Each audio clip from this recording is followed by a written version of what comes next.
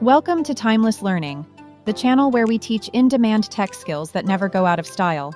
Before we jump in, make sure you like, subscribe, and turn on notifications, so you'll always catch our next big lesson on data, tech, and the future of work. By the way, guys, all the class files and materials are in the description below.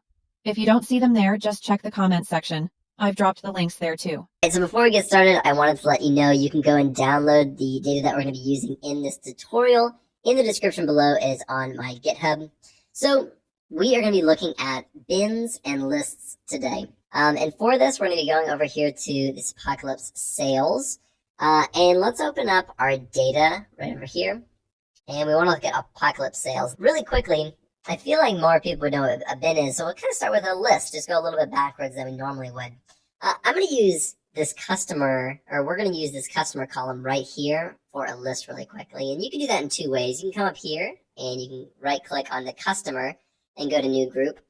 Or you can come over here under this, the field section on the far right and go to customer, right click and click new group. So let's click on that now. And right now is only giving us the list type. It's not giving us bins because bins have to be numeric. So we really can't do that at the moment.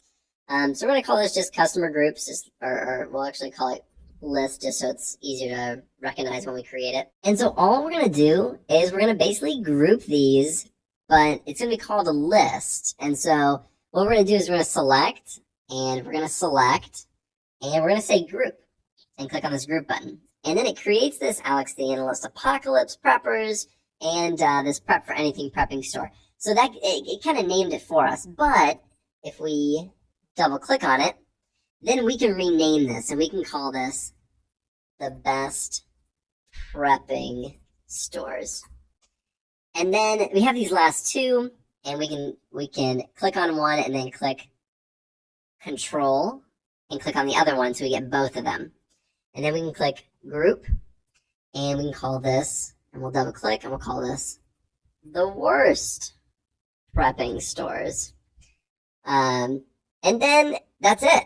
And that's all we have to do. And what we're then going to do, and if you want to undo this and you want to switch it up and do whatever, you can click on group, but we're not going to do that. We're going to click OK.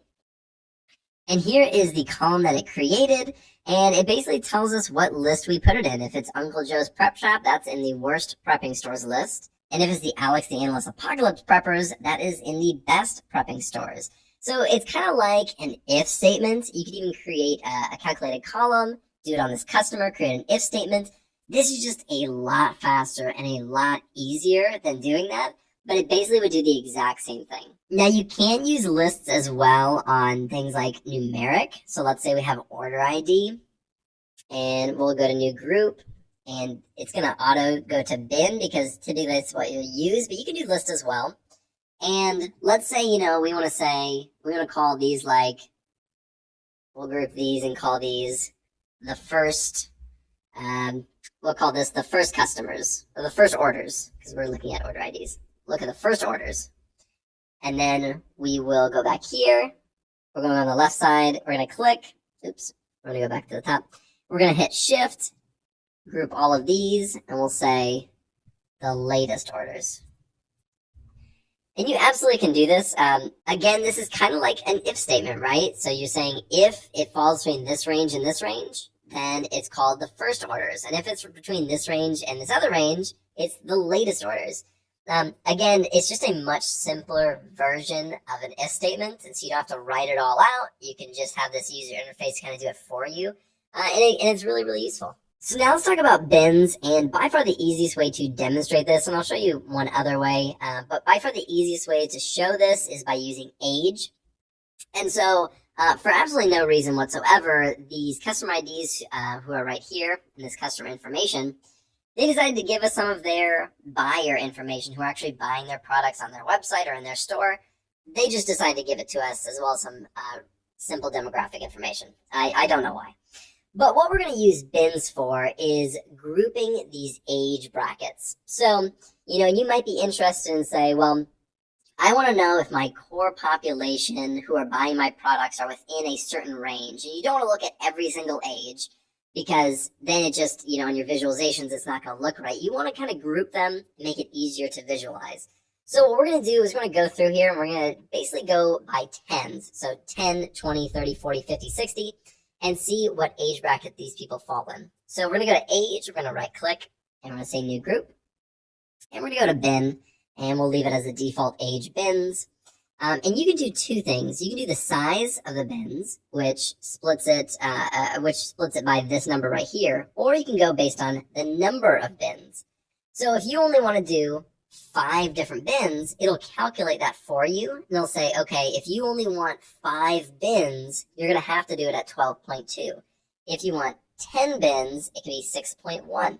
But it is completely up to you on how you want to do that. You can do the size, and we'll just say every 10, which is what we're going to do. Or you can go through, and then you can create, how many bins you actually want. So let's go ahead and click OK. And it's going to create those bins for us. So if somebody is 78, they're going to be in the 70s bin.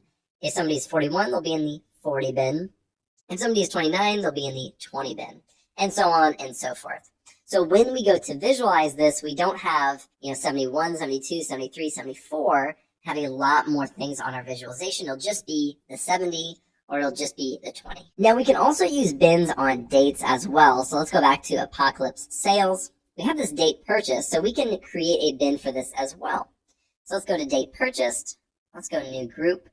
Now, you can also create a list, and that's totally fine if you would like to do that. And it would look kind of like this, or you can go through and you can select it and you can say, okay, this group, all these dates, you can group those and say this is going to be January. And you can do that, and that's totally okay. But for this one, we're going to do bins. I think it's a little bit easier to do bins because what we can do is go right here and we can specify what we want: seconds, minutes, hours, days, months, or years. And so for the data that we have, it goes January, February, and March. So we're going to do months, and we're going to say the bin size is going to be 1 month. So each month should have its own bin. So it'll be 3 bins total. So we're going to select OK. And as you can see on this right side, we have January of 2022. And that correlates to the January over here. Then it goes down to February, and then it goes down to March. And then when we visualize this, we don't have to do the hierarchy stuff that we do in here, where we filter it down to months. We can just use this right here, and that will be our months column. So now let's go over to our visualizations, and we'll see how this looks really quickly. We're not going to look at all of them, but we will take a look at a few of them. So the first one that we can look at is age. So let's look at the buyer ID, and then we'll do age as well. And so let's spread this out. And we can see our distribution of our buyers. So it looks like we have very few who are in the 10 range, thank goodness. And we can even put the age right under here, under the age bins. And we have this, now we kind of have this drill down.